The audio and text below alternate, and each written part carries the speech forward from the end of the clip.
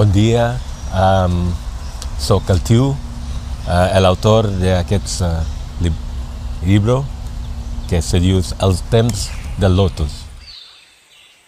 Este libro está sobre la muerte y la pérdida también, y cómo integrarlo, cómo tener sentido en todo esto.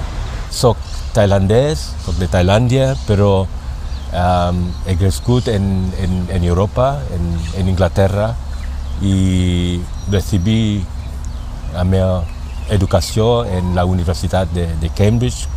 Vaig estudiar xino clásico y economia, no? En Bangkok, on soc uno dels directors d'una ONG que acuden els nens i nenes infectats de sida del carrer. Estic molt i molt content, feliç que va sortir en català, perquè vivo aquí, vivo en Catalunya. Estic molt agraït.